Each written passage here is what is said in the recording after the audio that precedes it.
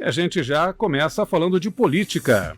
Paulo Bogler está aqui junto com o nosso presidente da Câmara de Vereadores de Foz do Iguaçu, o senhor Ney Patrício.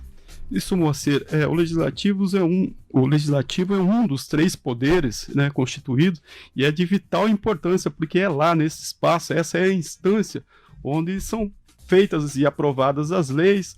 Também os vereadores, no caso do Parlamento Municipal, têm a atribuição de fiscalizar as ações, né, do Poder Executivo, no caso do prefeito municipal, exercer essa fiscalização e também acompanhar a qualidade dos serviços que são ofertados para a população de Foz do Iguaçu, ou seja, são uma espécie de guardiões aí da vida comunitária da cidade, ou seja, tem uma atribuição, uma função muito importante. Então, para falar exatamente desse exercício legislativo, a gente convidou o vereador Ney Patrício, que aceitou gentilmente estar aqui conosco hoje, e vamos debater, vamos avançar nesses assuntos relacionados à Câmara Municipal de Foz do Iguaçu. Bom dia, vereador, presidente da Câmara de Vereadores, seja bem-vindo ao programa. Bom dia aos ouvintes do programa, bom dia aos pratas da casa aqui que fazem e constroem esse programa de sábado, do Marco Zero, ao Alexandre Palmar que está conosco aqui. Você tem dito ali, Paulo, da importância da Casa Legislativa para o povo iguaçuense, por qualquer cidade, e ele tem esse papel fundamental, que parece que não, mas impacta diretamente na vida das pessoas, determinadas decisões ou determinadas ações em que os vereadores promovem ou instigam a fazer, né? É uma missão, às vezes ingrata, porque não tem o reconhecimento total da sociedade, por culpa do próprio sistema que vem há muito tempo dessa forma, mas hoje já se tem, como a população está tendo uma consciência maior, um grau de conhecimento bem maior, especialmente pelas redes sociais, que também trazem notícias negativas ou ruins ou distorcidas, né? A população ainda não sabe distinguir exatamente o que é notícia ruim, notícia boa, o que é correto e o que não é, mas tem avançado bastante nesse sentido, já começa a filtrar um pouco mais vamos dizer assim, os internautas, né? E a sociedade até pouco tempo atrás vivia basicamente de rádio e jornal escrito, né? E essas informações, elas tinham um certo delay da notícia até a informação chegar nas pessoas. Hoje é muito mais rápido, o próprio rádio avançou bastante, não é diferente aqui por parte de vocês. E essas informações, essa atribuição de vereador, por exemplo, diz lá na Constituição Federal que é legislar, fiscalizar e representar o povo. Então, o papel mais significativo é a representação. Quando tem uma demanda de um determinado segmento econômico, de uma região da cidade, ou de uma questão de infraestrutura de bairro, por exemplo, que procura o vereador para reivindicar. Essa é a gestão política em que faz o vereador acontecer as coisas lá no seu bairro, na sua comunidade, nos segmentos econômicos e assim por diante. Então, nesse momento que ele faz essa gestão política, sem nenhum ato legislativo, às vezes não tem nenhum ato legislativo, o mais simples deles é a indicação, né? Ou um requerimento para obter informações, ou requerer uma providência do poder público, e aí já tem que passar pelo plenário a aprovação desse requerimento. E aí tem o ato mais consistente, que é o projeto de lei, que é aí mais abrangente, mais consistente, e em geral ele tende a ser um projeto que vai beneficiar ou buscar o bem coletivo, né? Mas nem sempre ele acaba atingindo isso, porque as pessoas também não têm o conhecimento da busca disso. Então nós temos ainda, em que pese, a gente está bastante avançado nas informações para a população, as pessoas já têm, hoje em dia, já têm um discernimento muito mais aberto, você vê que os jovens já estão entendendo um pouco mais, né? Boa parte deles, né? E o nosso eleitor tradicional, por exemplo, já procura saber mais, está mais informado, um pouco mais próximo dessa informação, mesmo que tenha isso, ainda fica muito longe, né, o trabalho do vereador. Então, às vezes assim, agora há poucos dias a imprensa divulgou um ranking lá dos vereadores mais atuantes e tal. Significa alguma coisa ter o número de projetos, por exemplo? Ou o número de indicações? Qual é a efetividade disso? Então não é essa a relevância, né? E aí quando tem, por exemplo, uma comissão especial que já vem desde janeiro trabalhando, Comissão Especial do Transporte Coletivo, trabalhando, buscando informação para subsidiar o Executivo, para encontrar uma medida, um trabalho intenso que foi feito, mas que parece que se não tivesse uma medida legislativa, um projeto de lei, por exemplo, parece que não apareceria.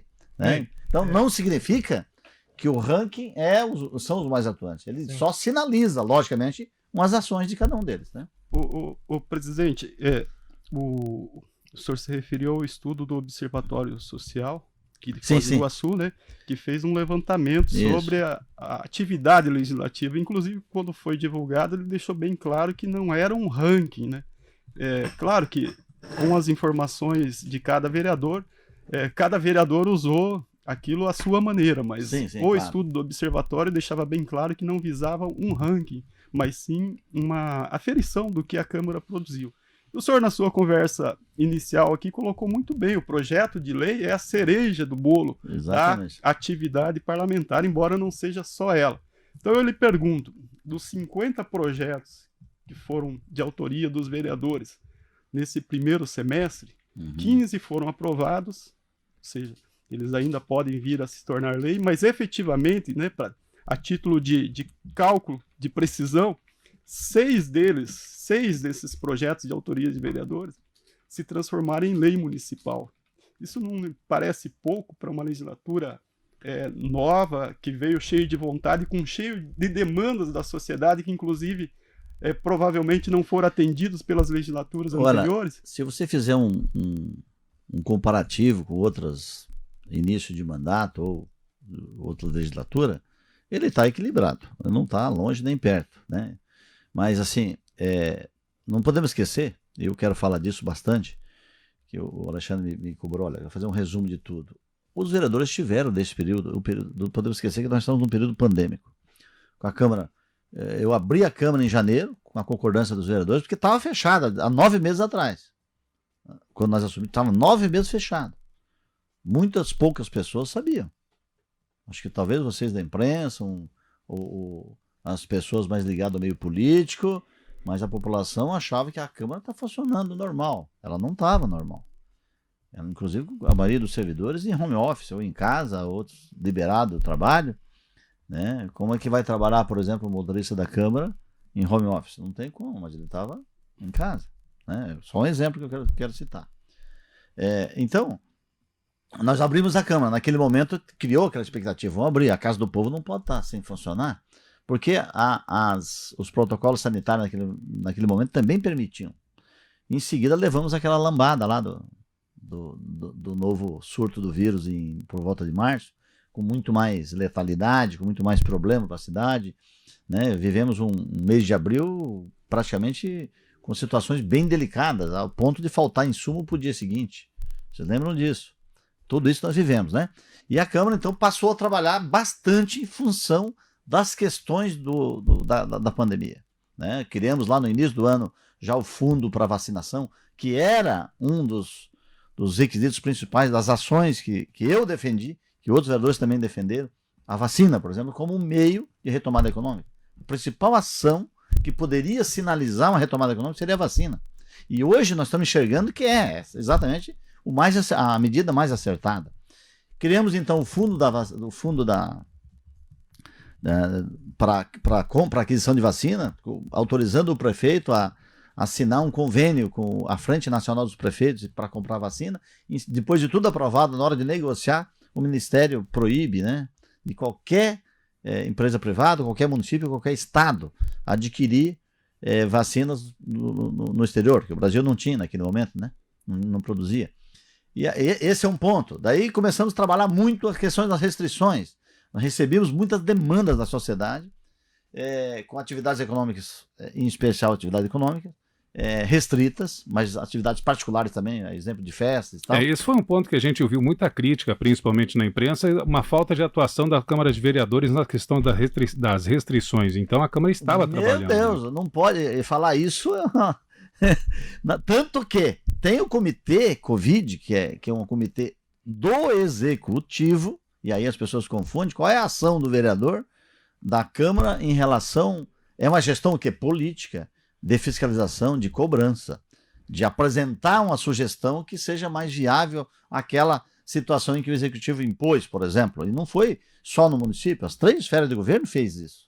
Né? O Ministério da Saúde, o Estado e também o município. Os três fizeram restrições em que não agradou, em especial muitos segmentos econômicos, inclusive alguns deles até hoje não voltaram totalmente, né? Os mais prejudicados, a exemplo dos lounges, né? São os mais prejudicados. Inclusive, foi o senhor primeiro tem uma a fechar. demanda em relação a isso agora recente, né? Nós estamos trabalhando isso, tentando tentando convencer o comitê. Eu que propus ao prefeito, por exemplo, lá no início, quando nós percebemos que o comitê estava tomando umas decisões acertadas ou não, quem é que sabia o que era correto naqueles momentos que nós tínhamos aprendido quase que um ano de pandemia? E aí veio outra paulada, uma ressaca de pandemia com outra onda de pandemia muito mais forte e letal em cima daquela. Uma ressaca econômica com a outra paulada que nós levamos naquele momento. Começamos um novo ciclo de pandemia, pensando, conhecemos isso, sabemos, agora já sabemos como faz isso, como faz aquilo, e agora vem uma diferente que misturou os ensinamentos que nós tivemos, elas não valeram muita coisa naquela hora. Lógico, a experiência acumulada valeu. E aí, eu percebi que havia necessidade da Câmara estar interferindo lá no comitê. Eu sugeri ao prefeito, porque aí não tem outro mecanismo, através da indicação, que todos os vereadores assinaram comigo e indicamos 2 membros da Comissão de Saúde, Comissão Permanente de Saúde da Câmara, a participar do comitê como ouvinte, tão somente. Por quê? Ele tem voz lá? Pode ter a voz. Ele tem voto ou não tem voto? Porque é uma ação do Executivo. Aí tem aquele princípio constitucional que também impede essa interferência do Poder Legislativo do Executivo. Mas o prefeito prontamente aceitou, porque ele queria abrir a discussão, ele queria mostrar o que está acontecendo, para dar uma transparência maior, permitiu que 2 vereadores participassem lá.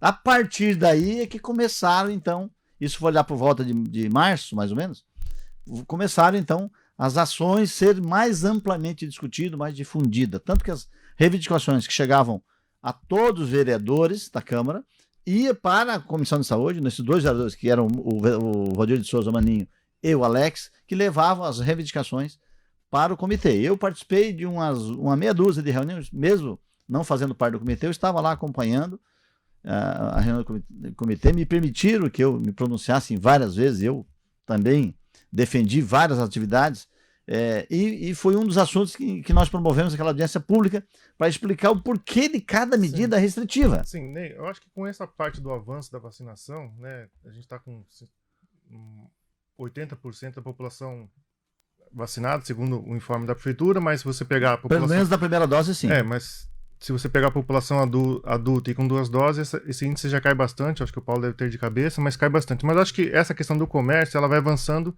na medida que avança a vacinação, e são poucos agora os segmentos que têm, né, restrições grandes, digamos, como é o setor do lounge, que eu acho que logo, espero que vai flexibilizar. As partes se entendam. Mas eu queria trazer aqui para a bancada um outro tema, que, considerando isso, né, a importância da Câmara de Vereadores, dos vereadores, em legislar, o Paulo apontou esse número da quantidade de projetos de leis transformados em leis.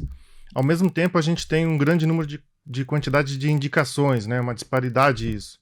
E também um grande número de projetos de lei apresentados pela Prefeitura que foram apresentados pela Prefeitura e que foram aprovados. Mas, assim, tudo isso são números, mas atrás disso tudo, considerando que os vereadores são esse elo da população, do cidadão, com o executivo, com todas as questões importantes do município, tem a questão do transporte coletivo. Tem. Isso, para mim, eu acho que é o mais relevante. É o mais relevante, é o que a população, o usuário do transporte, não só o usuário direto do transporte, mas principalmente ele, mas toda a população, busca uma solução, e a gente viu no começo do ano uma tentativa de chamar uma audiência pública com urgência, que foi convocada agora para agosto.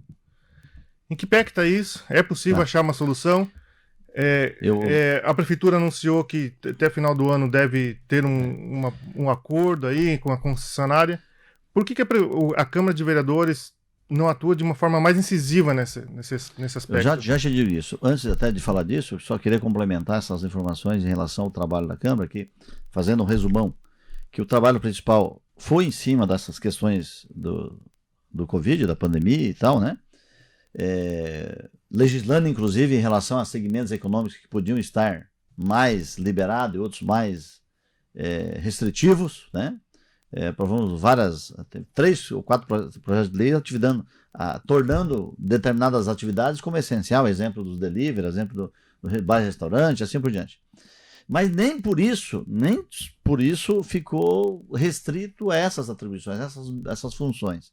Todos os vereadores vêm trabalhando insistentemente em outras ações conforme suas bandeiras. É uma Câmara bastante eclética, com bandeiras específicas, porém não deixaram de trabalhar no conjunto daquilo que era mais urgente nesse momento. Um deles é esse, do transporte coletivo. É uma bandeira universal. É uma bandeira de todos.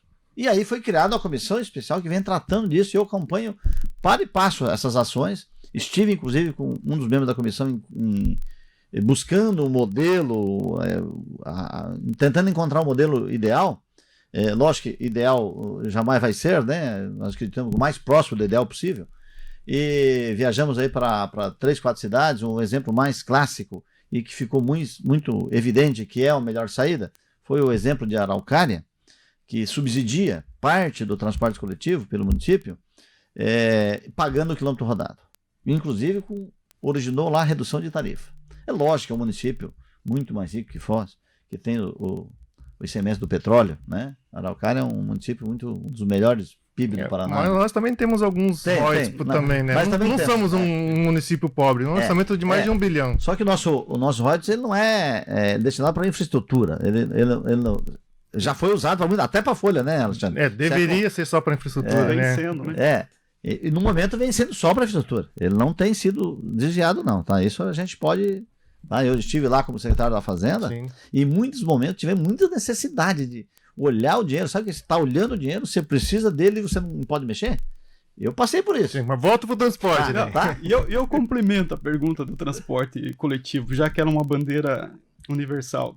Veja só, nós temos uma audiência pública agora para discutir esse tema, nós já tivemos várias audiências públicas sobre lá o no transporte passado, coletivo. sim. Não muito passado assim, né?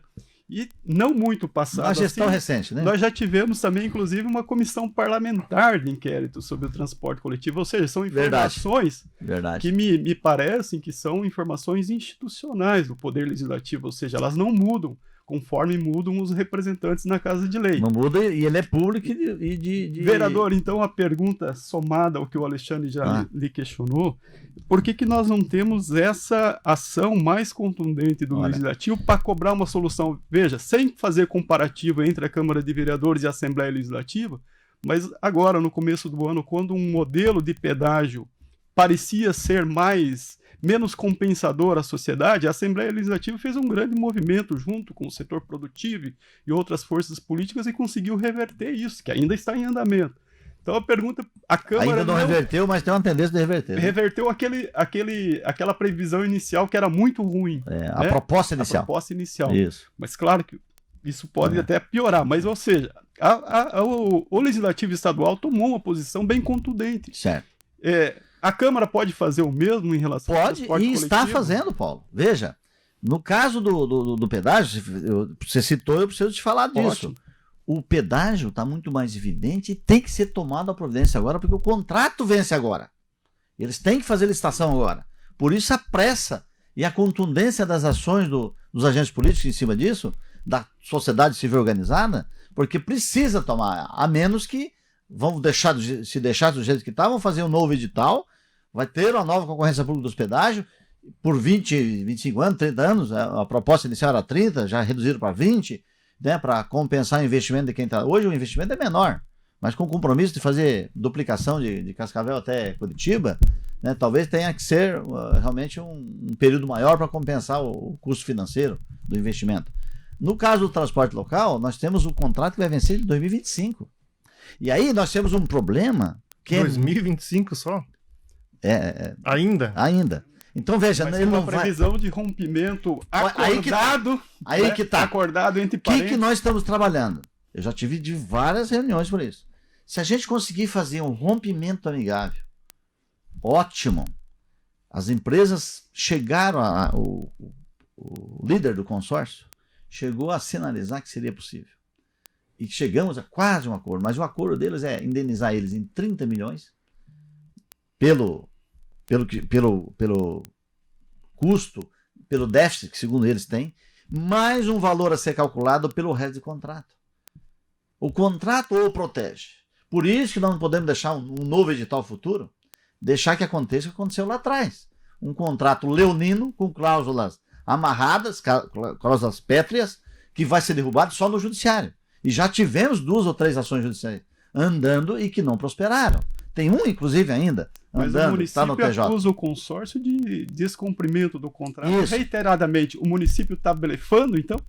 Não porque não tem os elementos, o que dá para entender, jurídicos ainda, que possa haver um rompimento por culpa de outrem. Por culpa lá do próprio consórcio, quer dizer isso, né? Onde é que está o elemento que vai caracterizar que ele está, que a empresa não está cumprindo com o contrato? Isso está na evidência. Nós enxergamos o mau serviço público sendo prestado, certo? Tem reportagem jornalística nesse sentido, tem vários elementos, mas não... Redução da frota, por exemplo. Por exemplo, redução da frota. Eu queria colocar esse elemento, né? Eu acho que esse debate do contrato atual e a próxima licitação ainda vai demorar muito, né? Ele leva um tempo, vai, no mínimo até o final do ano. Mas a Câmara de Vereadores tem comissão de transporte, os representantes da Câmara estão no Conselho Municipal de Transporte, que foi reativado recentemente. E as demandas dos usuários, né, você falou aí de reportagem, elas são imediatas, elas são do dia. Então, acho que nesse sentido também fica essa cobrança, esse alerta. Fica. Que vem através da imprensa que, assim, tenta se consertar tudo, mas retomou agora 70% da ocupação dos coletivos, mas... Sem mais ônibus, né? Sem uma frequência menor entre a própria linha, né? Então é de hora em hora. A pessoa sai da faculdade, tem aula até 10h40, tem que sair 9 horas, porque senão só o próximo ônibus é daqui 1 hora. Então é toda uma dificuldade do usuário que é real, é do dia. É verdade. Eu acho que isso que a Câmara também poderia... É muito lastimável. Poderia fazer essa ponte com o consórcio e tentar resolver de imediato isso. Esse serviço... Tem um componente outro aí, que é o Sindicato dos Trabalhadores, que não pode ser prejudicado. A gente trabalha sempre naquela premissa. Primeiro que tem que ser mantido e cumprido é o serviço público ao usuário. Tentar trabalhar para reduzir no máximo as inquietudes do usuário. Em segundo, os trabalhadores do transporte. Terceiro, eventual prejuízo ao erário público, que é aí que está o problema de uma quebra de contrato unilateral por parte do executivo. Poderia ter feito isso já, mas ele tem os elementos garantidores de que lá na frente não vai sofrer uma improbidade ou uma indenização impagável pelo município. Sim, aí que está. O próprio judiciário mas o que eu quero e dizer o próprio MP, Ministério Público, alertou o prefeito por algumas vezes. Mas nem veja só. Não o faça sem ter, que um rompimento lateral pode ter um prejuízo enorme lá na frente. Enquanto isso, o usuário está sofrendo. O consórcio não pode também, né? O consórcio alegou no começo da pandemia que reduziu o número de veículos e de horários, tudo por causa que não tinha aula, né? O comércio estava fechado, tanto da rede estadual de ensino médio quanto da rede de ensino superior, tudo isso realmente diminuiu a quantidade de usuários no dia. Mas isso, como a gente falou no começo da entrevista, já está quase tudo normalizado, inclusive com as voltas às aulas agora, tanto do ensino médio quanto do ensino superior. Então, por que Cargas d'Água não se retoma aquilo que era o normal antes de março de 2020? Eles alegam... Nunca mais vai voltar? Não, vai ter que voltar. Eles alegam em parte... E esse já agora está sinalizando mais concretamente com notificações do FOS-Trans ao consórcio pelo não cumprimento de determinados itens, e um deles é a quantidade de ônibus, né, no transporte coletivo. Mas esses problemas, Alexandre, que está tendo aí agora, durante a pandemia, não era só por conta de pandemia. Antes de termos a pandemia, nós já tínhamos problemas sérios no transporte coletivo. Porém, talvez não notificados, não documentados. Não tão evidentes. O poder público não acostumou mal as empresas, por exemplo. Eu digo para você que ao longo do contrato... Eu cheguei aí, Paulinho. Exatamente aí, cara. Foi muito conivente ao longo do tempo. Mas, inclusive, a gestão atual, né? Olha... Muito da gestão atual, por exemplo, no caso do ar-condicionado, da compra antecipada de vale transporte, que acabou só sendo uma ação do município para as empresas, mas a gente não teve um retorno de volta e melhoria. Foi tentar salvaguardar, houve uma negociação com o Sindicato dos Trabalhadores em relação a isso, por exemplo, que salários atrasados e tal, né? É bem complexo te dizer, em poucas palavras, responder para você aqui o porquê da ação ou não. Mas eu enxergo que inicialmente talvez a atual gestão tenha, a gestão anterior, tenha se furtado em ser mais incisivo e e documentar essa falta de cumprimento de contrato, e na sequência passou a ser mais evidente a ação do município tentando encontrar soluções, inclusive com ele.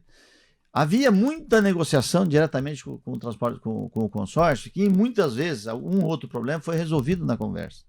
Ele vinha sendo tratado assim, com muita parceria, vamos dizer assim, né?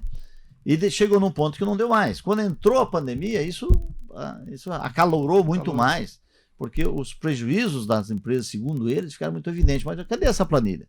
Não são transparentes.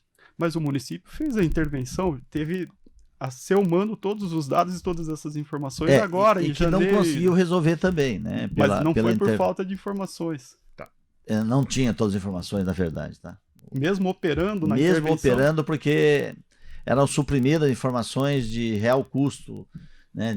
E não tinha, de repente, o interventor, por 2, 3 vezes, por mais que tivesse alguma experiência, não conseguiu obter toda a informação do transporte. E no momento também pandêmico, ele teve essa intervenção, num momento que era muito crítico e que você tinha muitas variantes no processo, né?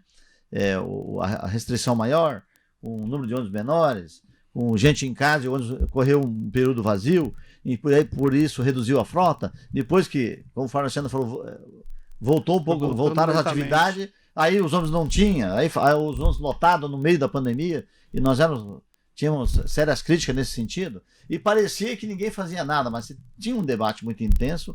Mas o grande perigo aí era essa questão indenizatória. Se fizer um rompimento unilateral, e a tentativa era fazer de comum acordo, que foi até uma altura, mas aí as empresas queriam realmente um valor astronômico que não tinha condições de, né? Vereador, eu vou pedir para a gente entrar num outro assunto. Só um pouquinho aqui. Então, antes de se entrar no outro assunto.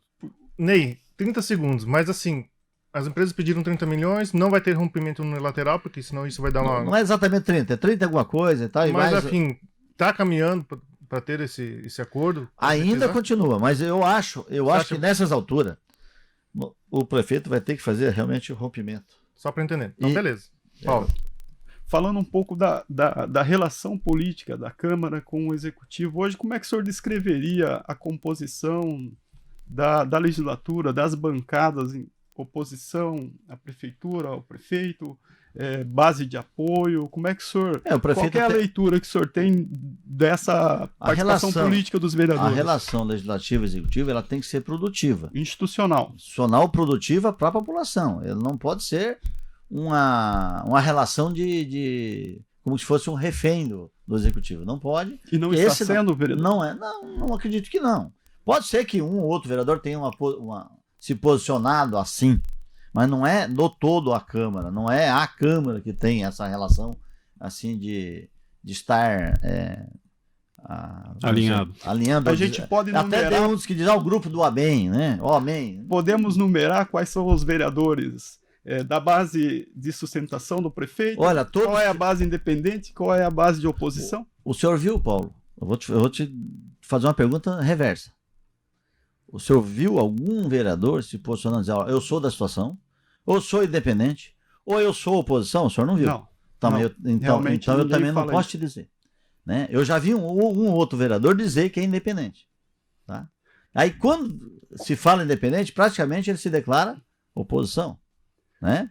Então, isso, não creio também que isso seja relevante nessa discussão, mas de todo fato... Só para a gente identificar como é que as forças políticas se movimentam, e é um movimento natural e legítimo dentro da Câmara, claro, né? Ter oposição, ter situação, que bom que tem oposição, né? Sempre teve. Mas, vereador, a oposição é inteligente. Lhe devolvendo a pergunta, quando há um movimento de vários vereadores, com um discurso bem alinhado, inclusive para tomar medidas que não são muito comuns, inclusive no Legislativo, de derrubar um requerimento que pede informações, como foi aquele no caso da saúde, isso não sinaliza um alinhamento das bancadas, na sua opinião? Eu, naquele momento, não poderia votar, porque sou o presidente, só voto no caso do voto Minerva. Mas eu votaria contra também, sabe por quê? Que a informação que ele precisava, e aí é demagogia com o requerimento. Não é informação a mais para informar a população, para pegar a informação que queira. Está lá no portal da transparência a informação que ele precisava.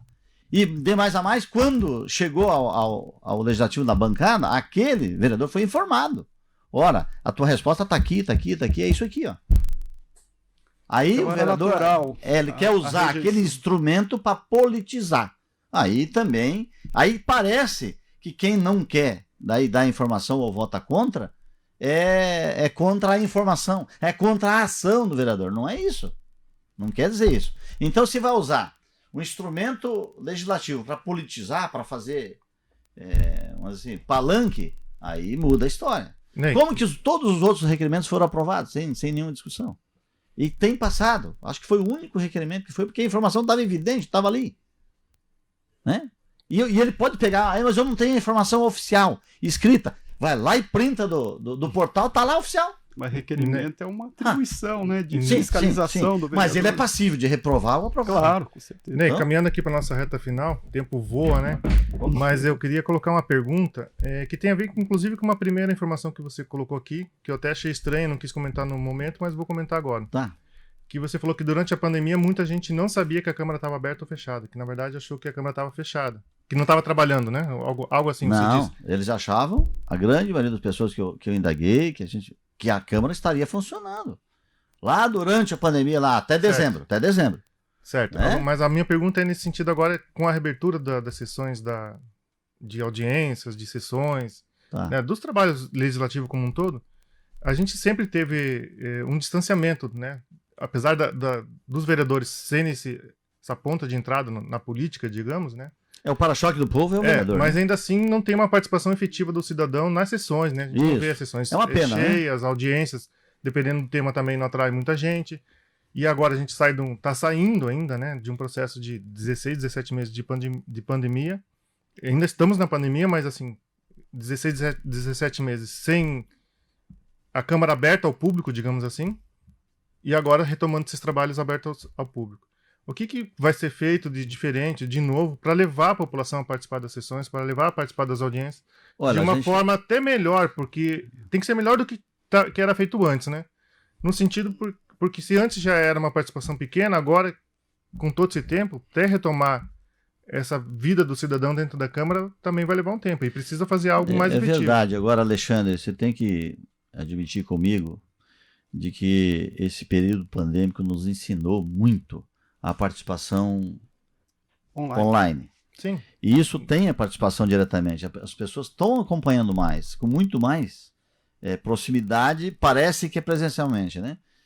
Mas eu considero ainda, e aí eu te dou a razão plenamente, de que a presença física do cidadão lá dentro do plenário, isso ele dá um calor maior ao debate, ele faz uma responsabilidade maior de cada decisão de cada vereador, da sua posição política, da sua posição em relação a determinada discussão.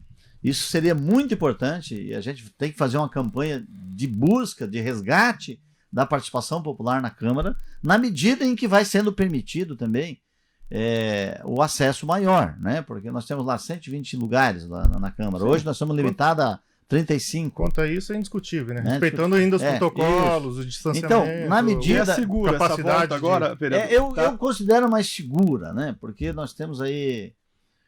o próprio Alexandre falou aqui, boa parte da população já, pelo menos com a primeira dose vacinada, uns 80%, você falou? Da população adulta com a primeira dose.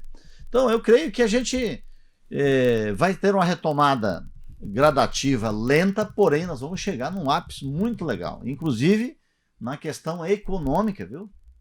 Questão da volta da cidade num pico maior, certeza que nós vamos ter um avanço muito grande economicamente, inclusive a minha perspectiva é maior que nós vivíamos lá em fevereiro de 2020, que a cidade tinha uma expectativa boa, a cidade se movimentando, economicamente estava bem, a cidade, né? Os setores econômicos todos bombando, e daí de repente veio aquele basta. Vereador, o Alexandre me cobra aqui no tempo, nós já temos um programa e meio com o senhor, né, de entrevista. Então, assim, um bloco e meio. Para suas considerações finais, para o senhor também se dirigir aí ao eleitor, à população iguaçuense institucionalmente, como presidente da Câmara, né? Gostaria que o senhor ao fazer a sua conclusão, também demonstrar para a população qual que é o assunto, ou os assuntos que estarão agora na crista da onda, vamos dizer assim, lá no Legislativo Iguaçuense. Quais serão os debates, quais serão as matérias mais contundentes, mais importantes para essa retomada do desenvolvimento da cidade, para a superação da pandemia, enfim, para os trabalhos em geral da Câmara voltados para a comunidade. Muito bem, nós tínhamos aí uma grande tendência de trabalhar na retomada econômica como proposta de campanha, e a maioria dos vereadores se envolveram muito nisso. De janeiro para cá, posso tomar sua posse. Eu, como vereador, também tive bastante à frente disso, inclusive com 2 projetos de lei nesse sentido de efetividade da retomada econômica, olhando para aqueles pequenos empreendedores, olhando para o cidadão que precisava quitar suas dívidas, por exemplo. Nós fizemos isso aí. Agora, nós temos um outro momento que a retomada das atividades também dá uma retomada econômica. Nós temos que estar de olho em iniciativas, né? Por exemplo, do subemprego, que está aí meio perdido, o resgate disso para as atividades, a facilidade dos empreendedores, por exemplo, a legalizar os seus negócios. Nós temos que trabalhar mais nisso. Mas não tira o foco do transporte coletivo, que eu acho que é o principal tema que a gente continua debatendo. Nós tínhamos uma outra demanda muito grande e que vai voltar para a Câmara ainda, que é o Foz Previdência. Tínhamos um problema. Foi resolvido? Não. Ele foi paliado. Teve umas medidas paliativas e que, na minha opinião, era um dos grandes debates que era para acontecer nesse período e acabou sendo adiado um pouco mais para frente. Isso não acabou. É o grande gargalo que tem qualquer prefeito, qualquer gestão administrativa daqui para frente, é o Foz Previdenciário. É um grande problema que nós temos. Mas nós temos ainda outras demandas que correm por fora, que são a infraestrutura urbana dos bairros, e que precisa ser atendida, e que precisa, né, melhorar, e que com a pandemia os recursos foram tudo destinados para a saúde, por exemplo, né? Foram meio canalizados e privou certamente o investimento nessas áreas, né? Em que pese o prefeito ter conseguido avançar no plano municipal de asfaltamento da cidade, que, segundo a própria prefeitura, e ele mesmo já se declarou um compromisso, não é promessa, mas é um compromisso de asfaltar a cidade toda até o final do mandato dele. Muito então, obrigado. Eu vou fazer o papel de chato aqui, né? Tá bom. O nosso bloco é meia hora, já estamos Mas assim, só para concluir, eu queria deixar a população tranquila nesse sentido, que o papel do vereador está sendo desenvolvido a contento, na minha avaliação. Lógico que poderíamos ter feito muito mais, e certamente agora, nesse próximo semestre, Alexandre, nós vamos conseguir fazer mais, né? Mas porque nós tivemos essas entraves de pandemia que atrapalhou um pouco, e agora retomam com muito mais força. Então, o seu vereador, o seu representante, ouvinte, ele está lá e você pode ser cobrado. Com a abertura da Câmara agora, com a presença física lá de cobrando cada um dos seus gabinetes, vai ficar muito mais evidente isso. Vereador Ney Patrício, a gente agradece muito a participação, por ter atendido ao nosso convite, trazer todos esses esclarecimentos e esse diálogo aí, né, que precisa ser permanente e aberto. Muito obrigado, tenham um bom dia. Obrigado a vocês aqui da Rádio Clube, obrigado aos ouvintes aí pela... Marco Zero, onde tudo começa.